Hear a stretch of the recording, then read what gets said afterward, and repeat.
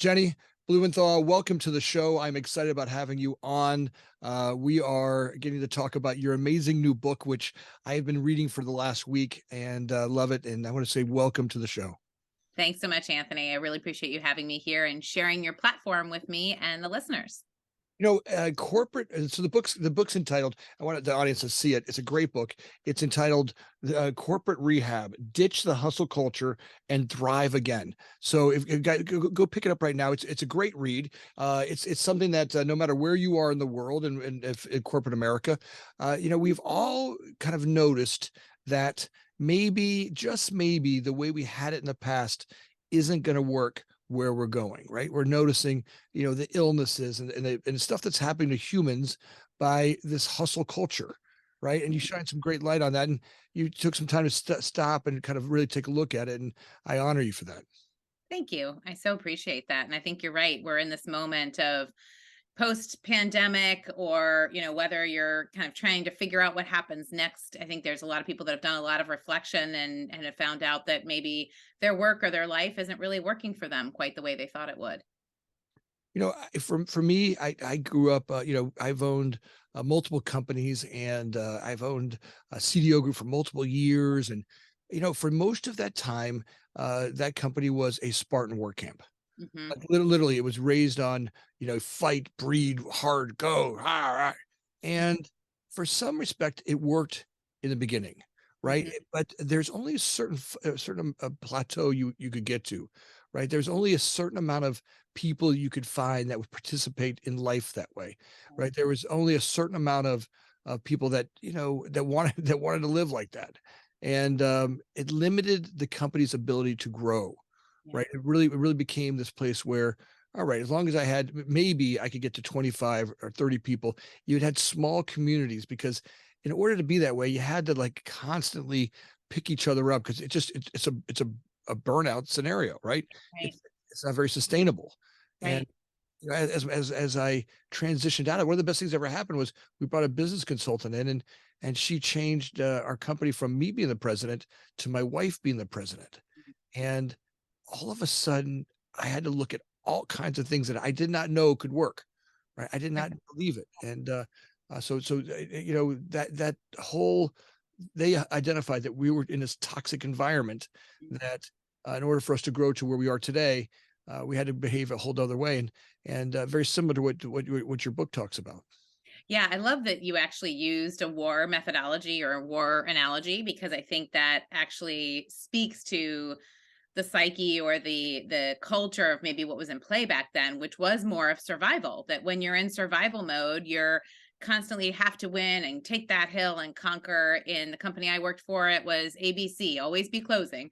And that works really well for posting big numbers. It doesn't work so well for growing innovation and getting the company to grow past a certain amount where it's all about revenue and profit and efficiency. And I think we're moving into this place in the world where the future of work is really going to be defined by the experiences that we create, not only with our employees, but with customers, and how we actually change them. We talk about transformation a lot in the workplace, but what we're talking about is beyond just a new system implementation. We're going to a place where it's talking about transforming the humans that are at the heart of that work. And so I think when you think about that, you have to have access to whole other parts of you, as employees, to be able to deliver that type of transformation, to create the new products that no one's even dreamt up yet, to think about new ways to deliver those outcomes. You can't actually do it the same way we did it in the past. And it's almost like the old adage of what got you here won't get you there.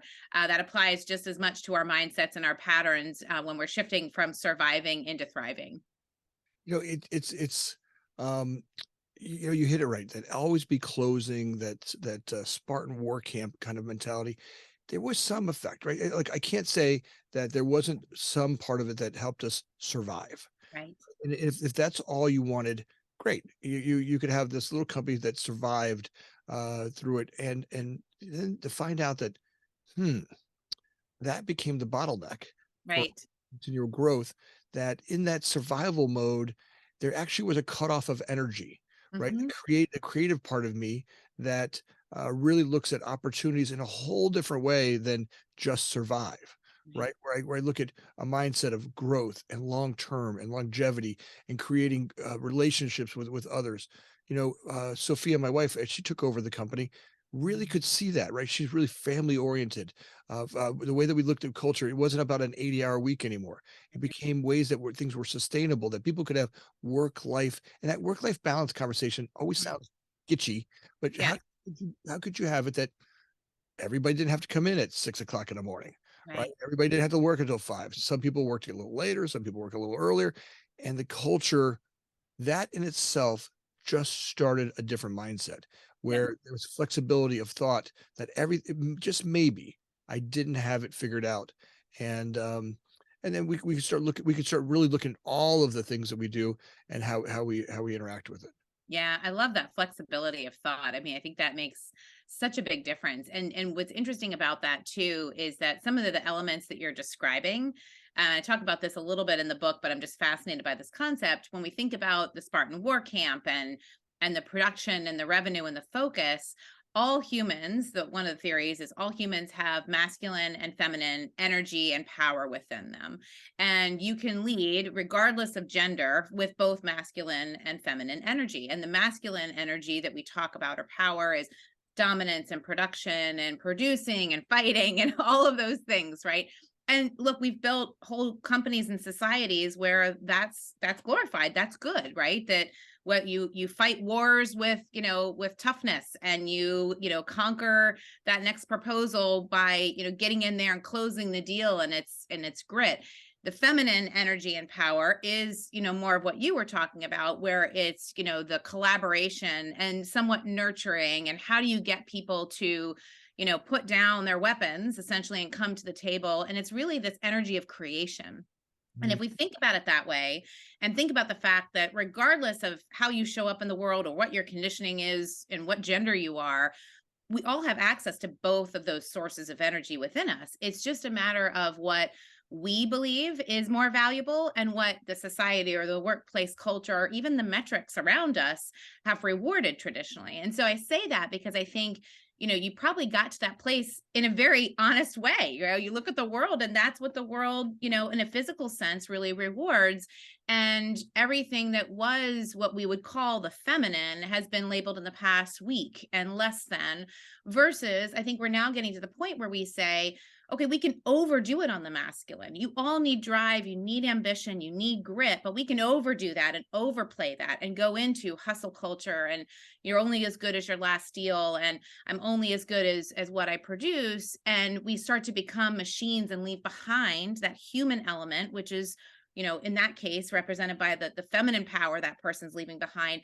And you miss out on the innovation and all the things you can get at that next level. Similarly, if you're, leaning too much on the feminine power, you might not add enough of that grit and drive. And in that case, that's where we see people saying, oh, she couldn't hack it, or she doesn't have enough, or she doesn't have what it takes, or the fire in the belly. So I think a lot of this is really just thinking about how do you bring those two energies and those two power dynamics together in every human, so that we're not leaving, some of us behind when we show up at work.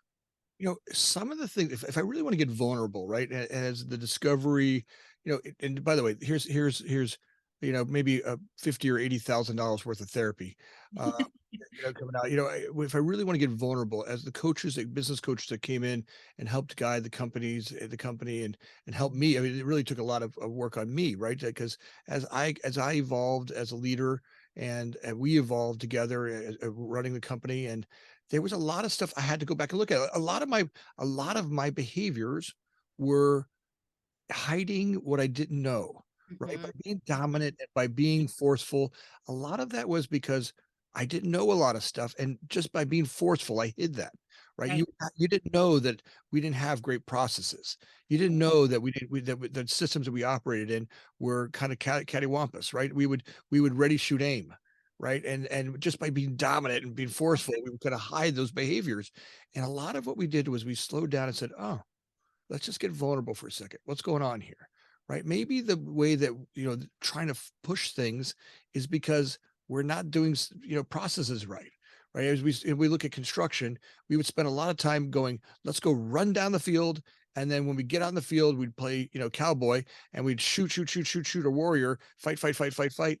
And maybe we don't need to fight. Maybe if we gave people time in the beginning to set up and look at the process, right? If we built relationships with the subcontractors when we bid to them, and we understood what their needs were, and we said, all right, look, here's our schedule. How does it work in your life? And Right.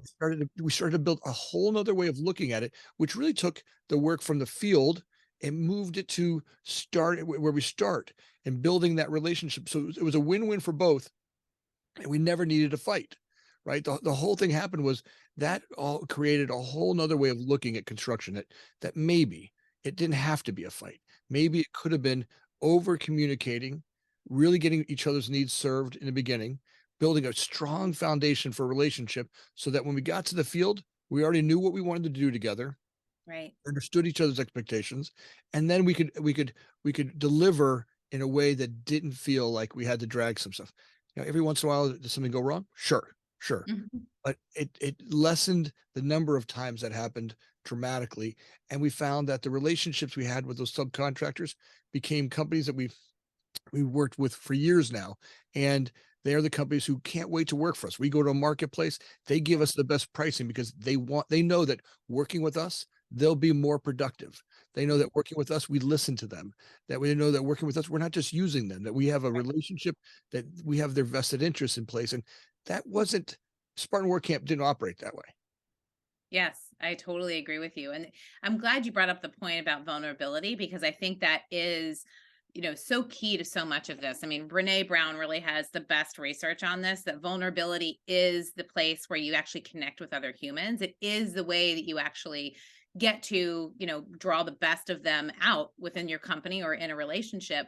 But the challenge, I think, is that so often vulnerability is not rewarded, not only in corporate America, but in our cultures, and there's a lot of, again, there's a lot of reasons we got there. There's so many times where we actually had parents and grandparents who raised us who were in survival mode. They were in World War II or the Depression. And, they were like, hey, here's the rules of the game is you survive and you get out there and you get what's yours, and you better be first in line, and you better be able to provide for your family and make things better for your kids than it was for you.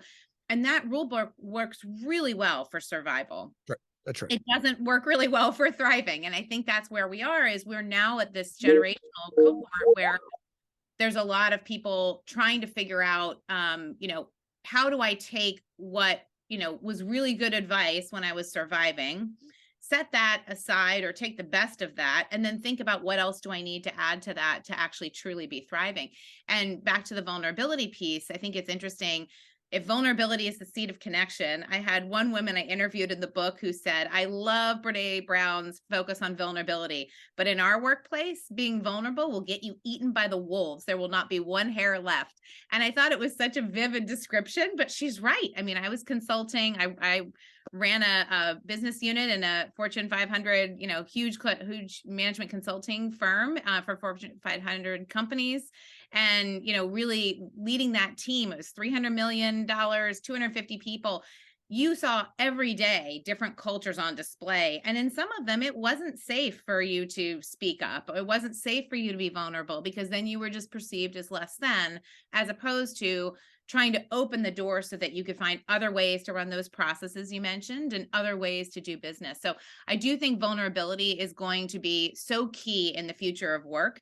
And we just have to create the psychological safety in our cultures so that people can actually show up as who they are. And leaders can model that by making sure that people feel safe to actually talk up when they think that there's a better way to do something. No, let's kind of get on that a little because there's that constant, you know, you're right. Our grandparents came from a survival mode, right? Like literally just enough food to eat, Yes. right? Enough food to put clothes on. I mean, that's where my great grandparents came from. They were literally just surviving. Yes. And then, the people who trained me, my parents, brought that on, like, and there was a survival mode. And today we're getting past that. We have so much abundance in our society today. Never before have we had this much abundance. I can for Christ's sakes, I can go to Costco. Right. I was there last night and I was like, man, I have 36 pack of everything I need. And, Right. I have abundant, we can make money differently. We can do things differently. Now, as we start to take those next steps, right? This next part, it's uncomfortable. right? Mhm. I feel as a leader, sometimes I feel a little stupid, right? I Mhm. feel really vulnerable in this next step, which is starting to understand how to communicate these changes in a way that, it's sometimes here, and I to be vulnerably honest, I Mhm. get like, "Oh, do I have to do it again?" Right? Right. How did I pissed that person off today? Oh my God. And I was doing some cultural appropriateness yesterday, Uh-huh. and I was like, "Oh, come on, really? That's" and then I noticed that's of course I do that because I come from a gender that got away with that for years, and it made Mhm. me sit back and go, "Hmm, all right." Just notice that every time I get that Right. voice in my head, I just notice that maybe that might be the place to do the work. Yes. We're starting to get there, but it is extremely, and I say this to the people that are wanting to do this, that when you step to that next level, the Mhm. uncomfortableness you're going to go through, it's okay. It's Yes. okay to be uncomfortable, and it's needed in this now time to get the because really what's going to happen is on the other side of that is abundance. I mean, we know Yes. that every time we've stretched to go another level and accept others for who they are and create relationships in our offices to really find ways to do this, that the other side, if I knew then what I know now, I would have done this a lot earlier, Yes. right? Eh, Yes. but at the time I didn't. I mean, when the first time they came in and said, "You're not running the company anymore. Somebody else is going to run the company." I was like, "What?" Yeah, yeah, we need to change because what you're doing is great, but you're kind of limited. You're okay, Mhm. and that vulnerability is sitting back because at first I was pissed. I'm sure. Of course. I'm the problem. Well, listen, I hate to tell you, but we're looking at it. You keep putting your significance out there. And your significance is protecting how you've been. Yes. And for you to change, you're gonna have to be vulnerable. And Mhm. you pay us a lot of money to tell you this. You're like, I'm paying you all this money to tell you that I don't get a job anymore. I'm not the president of the company anymore. And it was the best gift to ever happen. But Yes. at the time, it didn't feel that way. So as Mhm. we talk to as other people who are listening that are going through this, know that in that moment is where I feel like the spark of opportunity of change happens is in that real spot of uncomfortableness. Yes. Oh, so well said. I mean, it reminds me of that quote that growth and comfort don't coexist, and if you need to look no further than, a workout regimen that you've tried and trying to push yourself, like, you can do the same things and you're not sore, that means you're actually not lifting heavy enough weights or you're not pushing yourself a little further. And that's exactly right. When you start to do some of this work and become more self-aware, it's painful. One of the funniest memes I saw out there, for my people pleasers in the audience, was a woman who was saying, "I just have this news flash and I had to share it with you. When you stop people pleasing, people won't be pleased." And it's such a great Right. example of like, oh, wait a minute, I left this behind, but now everybody's mad. And then you have to like shift that piece, or thinking about whatever it is that the mindset that's holding you back, that you got to let go of that. And it's really scary because it's, on some level, the way I describe it to my kids is our bodies and our brains are the best supercomputer that was ever invented. And so it's running programs to keep you safe. And those programs get coded from the time you're born. Really, the 0 to 7 years old, so by the time first grade hits, is when your worldviews have been really cemented. And so it's running these programs and saying, okay, I know at 6 what will get me the ice cream after dinner, by agreeing, and what will get me punished. And I know, when I cry and my dad says toughen up and get back on the football field, that he doesn't like that part of me. So let me just tuck that away and not, emphasize that part, and I'll emphasize the tough stuff. And look, all our bodies are doing are just responding to the environment and saying this is what it takes to survive, right? But as we get older, unless there's a new program that we write and overwrite that old program, and there's ways you can do that, which I think is fascinating. In fact, in the last 2 years, the field of neuroplasticity, of what we can do to actually change our brains, is just, I mean, literally mind boggling, but so hopeful, right? That we can actually rewire some of this in our minds and our bodies. But your body's just doing like, hey, sense threat, execute program. So to use your example, there might have been, hey, it's a threat if I don't know everything because I'll be perceived as less than. Execute program to speak louder or be more forceful or whatever. It was just doing what it's taught. So it's all, this whole piece is super scary because you have to let down all your defenses of what kept you safe. But the hopeful part is that you then get to write new programs that say, I know just enough, and actually I'll know even more if I can draw out the insights of my team around me, or I can produce even more. And I think that's actually the gift of all of this is so many of us are running on these subconscious programs of I'm not enough. I need to do more. What I did isn't enough and I need to prove myself. And the irony of all of this work is if you actually can reprogram some of that, you can get access to so much more than you have access to right now. So I feel like it's incredibly hopeful, but it's really scary when you're going through it. No doubt about it. Right? That awareness takes it's a practice, right? It's not something that comes easy, right? Yes. And we're never going to be perfect at it. There are days when I was in a meeting the other day and said something that I didn't realize how inappropriate it was Mhm. until the people that are around me were like, "You realize that's offensive." I'm like, Mhm. "Oh," but you're right. Every single time I've stepped, every time I've worked on what I'm going to use a word that's a little bit dangerous. It's a character defect. Mm. Sometimes when I look at them, when I look at my character defects, right, and they're I use that word because I feel like it describes old behaviors Right. might that I may not have realized were defective, and see how maybe you have an opportunity to go somewhere different, given the shot of I'm responsible for my behaviors, Right. intended and unintended. That's right. And That's right. ones where, man, I didn't intend that to happen, but I'm responsible for that. Mhm. Mhm. Causes me to kind of raise my awareness even another level. And there's some great coaches. I mean, here that's where like your book came in amazing. To read your book, you've got some great to really take us through how you became aware of it. Let's talk a little bit about that. How did you come to write the book?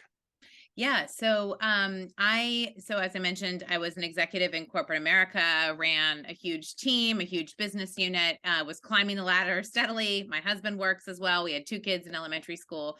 And I operated my life on extreme efficiency, trying to be present for my kids and my husband when I was home, trying to be present at work.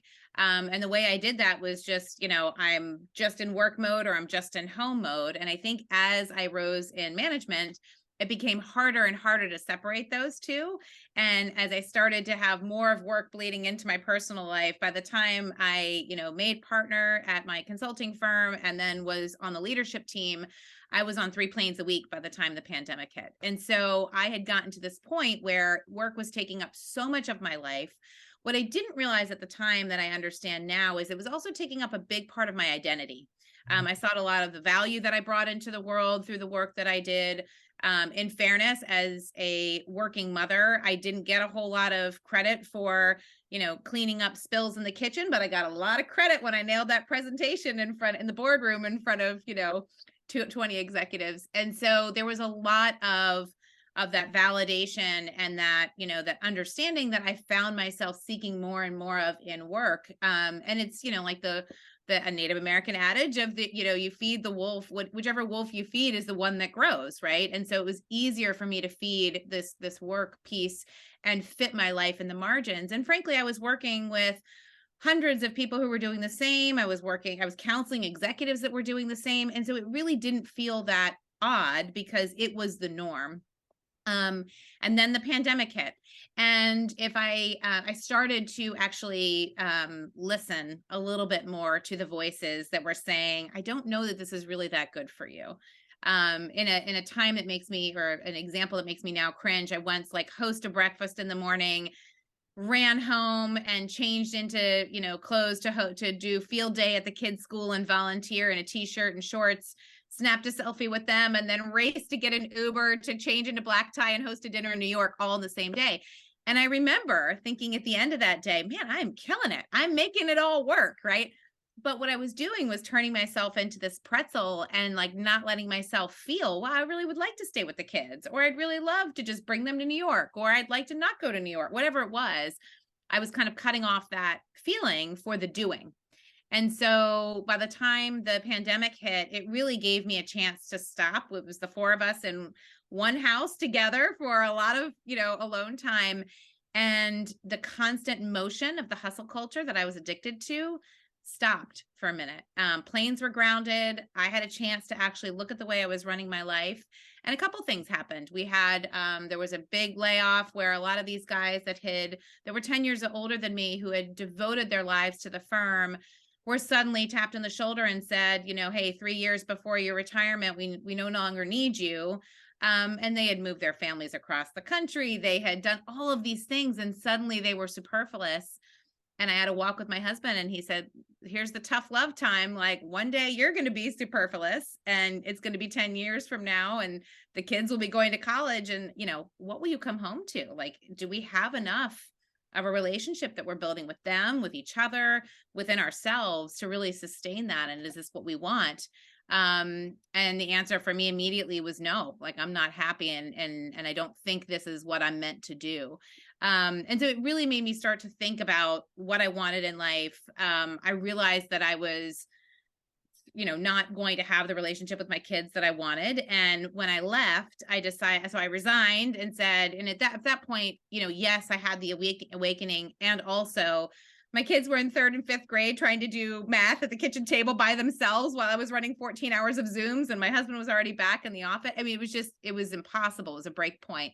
So I had that pushing, that forcing function. And when I left, I decided, boy, what made me stay so long? Like, fitting my life in the margin around my work. Why did I do that? I was not somebody, I was raised on a farm, was not somebody who, by 2 teachers, not someone who said I have to have this brass ring. So why did I stay so long? And what made me, how much of that was me? How much of that was the environment or certain bosses? And that became the impetus for my whole awakening of saying, I can't go back to another job right now. We're in the middle of, it was October of 2020. So we still were all sequestered in houses. And I thought, until these kids go back to school, I'll just start to do some work on myself and figure out why I stayed. And that spawned this whole introspection of like, oh my gosh, there's all these things we're not taught in school. We're not, introduced to these concepts unless you've had the benefit of therapy, which I didn't at the time. I now do. None of these concepts were things that I even knew about. And so the hierarchy of needs, the, intergenerational trauma, attachment theory, all of these things I started reading to understand myself became the secret that I had finally, like, whoa, I've got this, and I have to make sure I share this with other people. And I had so many women who felt the same as I started to talk about it, about the burnout, and that I decided to kind of start sharing with them what I was reading. But I had read like 50 books and all these podcasts. It was overwhelming. And so I decided then to put it into a framework that would be easy to digest when more people kept asking, because they kept saying, send me what you're doing. And that became the birth of the book. And the framework that I included, which is in the book, as you know, is Rehab, which stands for: R is recognize the context for your life story and your values. E is evaluate your habits, your patterns, your energy, your relationships. H is for heal across mind, body, and spirit. A is for arise, both knowing your strengths, reconnecting to yourself, and adding some of the fun back in that you can have when you're not doing the Spartan war race. And then B is build, a new version or dimension of your life and work that actually feels more purposeful to you. And I chose the name Corporate Rehab almost as a joke, because people were calling after I left and saying, oh my God, you had it all, and why did you leave, and what happened? And I joked that I'm putting myself through my own corporate rehab to kind of detox from the hustle culture that I'd been in and the burnout that I felt. And the name stuck. And so that's really what it's all about, and why I decided to write the book. And as I started to talk about it, I had women flooding me with, oh my gosh, my story sounds so similar, let me tell you mine. And I wound up interviewing 300 executive women and putting their stories in the book as well. Because my hope is that even if you don't connect with my story, that you feel seen in someone's story that you read, and can feel like you're not alone in this. That's what they need. That's what we all need, right? We need someone to see it, right? And to ride along with us, to go, okay, you're not alone. Look, you're not crazy, right? Because Yes. what happens next is we're kind of taught to feel crazy, right? Mhm. Well, Mhm. how could you feel that way, Yes. right? Start to notice that that's really the next feeling, the next part of need. When we go to change, Mhm. the group that's holding on to the old way of being tries to make you feel crazy or Right. or there's something inappropriate about wanting to have a life that's worth living in a different way. And I started to notice that as we start to embrace these things and we start to take those steps out there, and at first it really does feel like you have to swing the pendulum all the way over. Right? We're gonna do it this way. One of the best gifts I got with Sophia, it was with my wife, was that she started really looking at, all right, she was a great example for me on how to approach the day. Right, my day started at 4 o'clock in the morning. It was Right. and by 10 o'clock I was, and she's like, well, what if you went to the gym first? Hmm. Just relaxed a little bit, right? What if you had a cup of coffee and started the day a little bit different? And I would watch her, and I'm like, how do you do this? And Right. well, first of all, I'm not, there's not all this drama stuff happening, right? Because we Right. follow processes where we don't have to go through all that drama every day, Mhm. right? We have, we operate a much in a much different way. Um, it gives the gift of having a life that's not, everything's not broken. We're not in Yeah. this drama triangle all the time. Right. So we start to really look at, look, when we build those relationships up front, if 80% of what we do is in a well-defined process Mhm. and we're supporting it, the 20% that breaks out makes it a lot easier to operate. Right. If everybody in the team, if 80% of what we have is this structure that's well oiled, now Right. all of a sudden that 20%, where before we were 80% of Spartan warrior fighting all day and 20% was working. And we didn't really care about the system. We just cared about the outcome. And even if you look back over the field and you saw all those dead bodies, you didn't care as long as you won. It Right. didn't matter. Right. Today, that's not the behavior that's allowed. Today, that behavior looks back and says, hey, if one person dies, it's not okay. If we have anywhere where our relationships aren't there, that's not okay. There's something about the community of what we're doing that changes that. And all of us matter, right? No matter who they are or what they look like or what they sound like. How do we embrace that? And every time I get a twinge for wanting to take another step to another group or another idea, all right, that's the growth edge, right? There's the opportunity to look at a growth edge. Right. I love that. And I think it's interesting you say that too. Like if there's only one person left behind, we could look at that as like, well, but companies are there to make profit. Come on, you can't spend all this time on the, but really what I hear you saying is that you're actually building a stronger foundation, that there were probably people that were cycling through from a retention perspective and ideas that were left on the cutting room floor in service of just getting that next deal. And what you're doing now, you and Sophia, are redoubling your efforts to build that stronger foundation so that you can hit even more explosive growth. And that's like the funny thing. I mean, we talked about it on a personal level, but the same thing applies to companies, that you actually will get stronger, more sustainable growth. Now, the challenge is there's the very real, scenario for public companies of short-term shareholder wealth and in the quarter for the quarter that they're struggling with. And I think that's a very real constraint.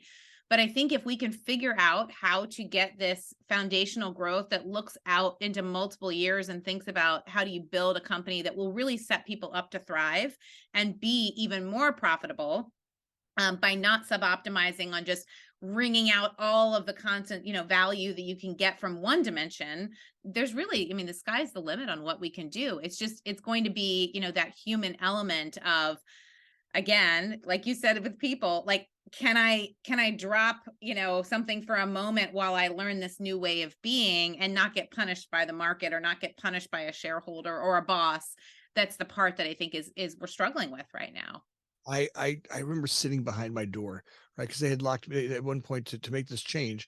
I got locked in my office. They were like, "Sorry, we're going to lock you. You're not allowed to come out." They gave me the opportunity to work with 7 people for 1 hour a week.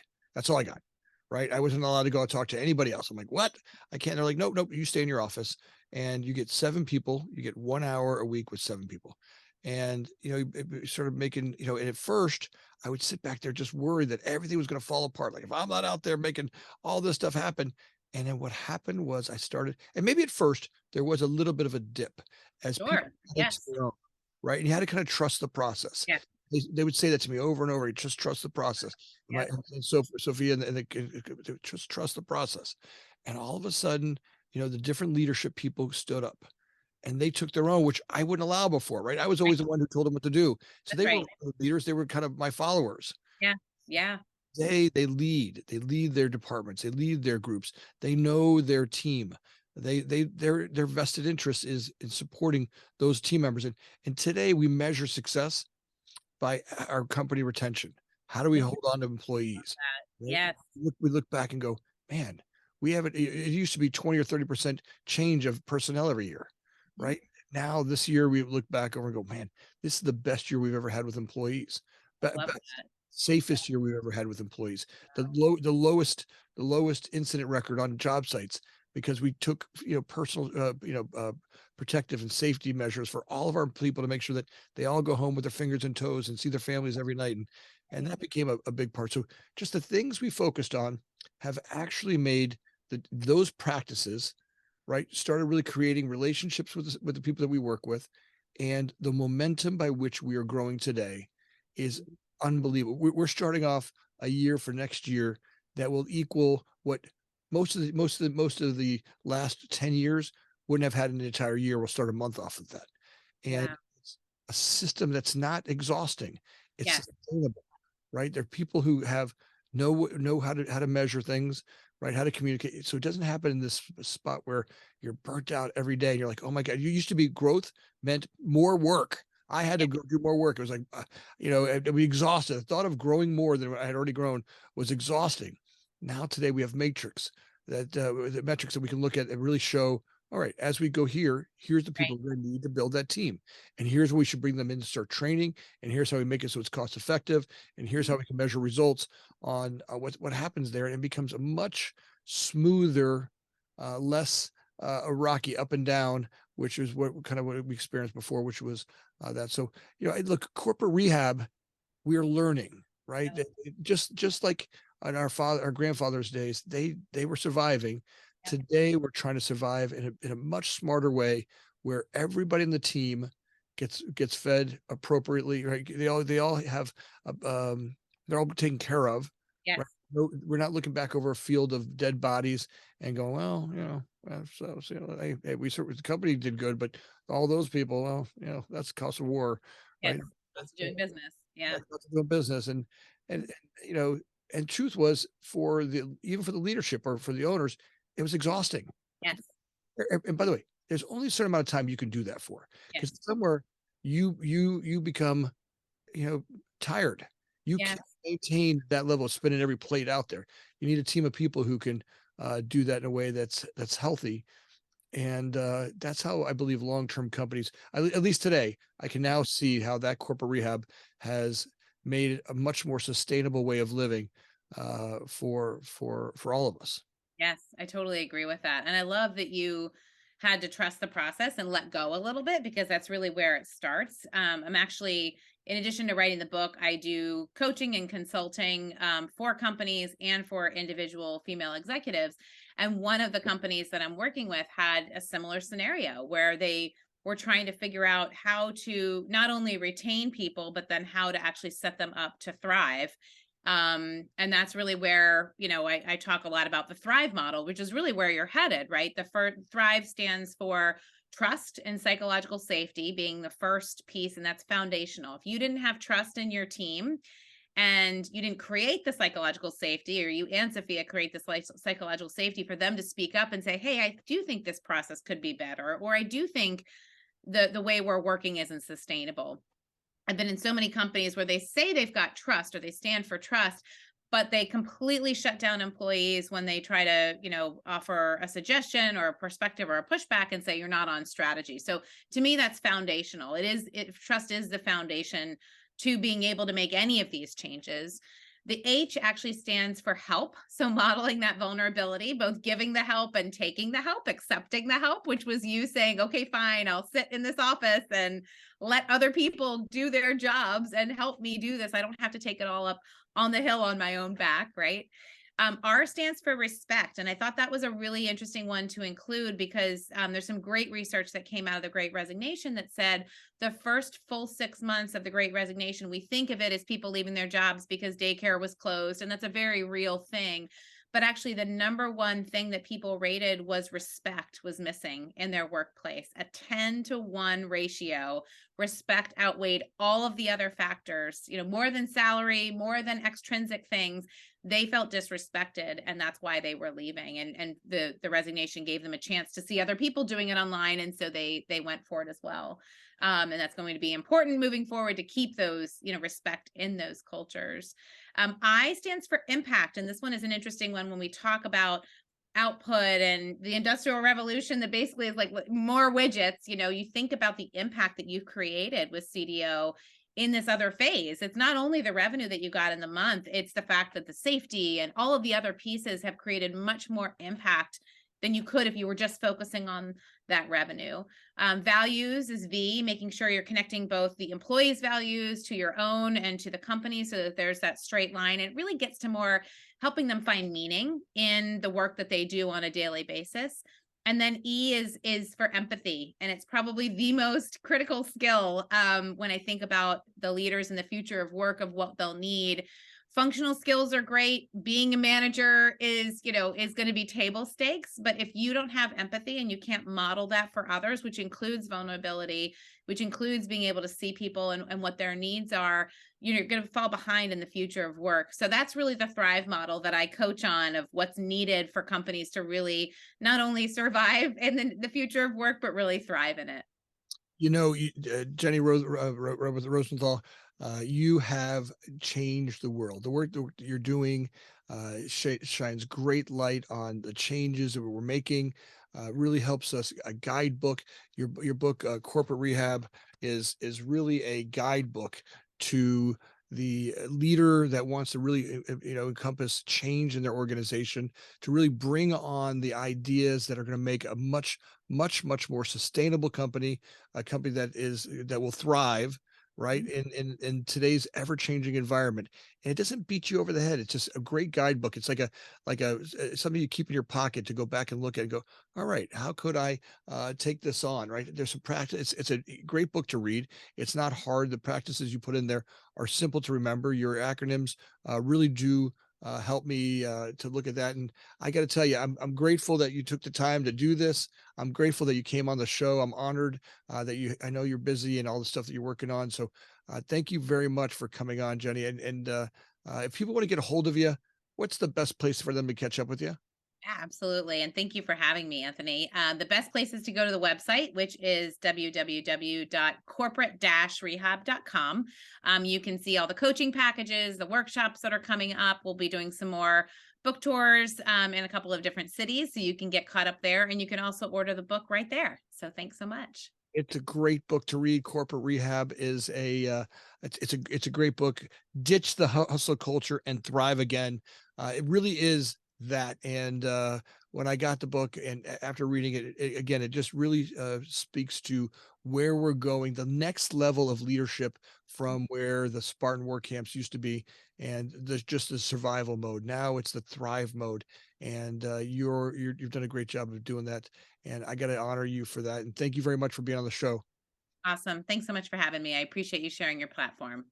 Great. And folks, if you love the show and you love what we talked about, Jenny and I talked about, if you could take a second and just like and subscribe that down below, it means the world to us. And if there's a comment you have for either one of us, please put that down there. I'm going to connect her website and everything down in the show notes, so you guys will be able to find all that information.